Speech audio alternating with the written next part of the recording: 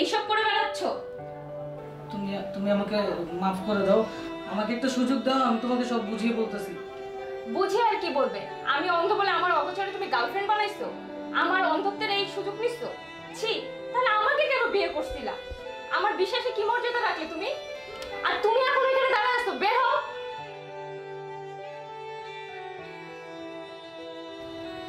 জান্নাত, আমাকে তুমি ক্ষমা করে দাও, আমি আমার ভুল বুঝতে পারতেছি। লজ্জা করে না তোমার?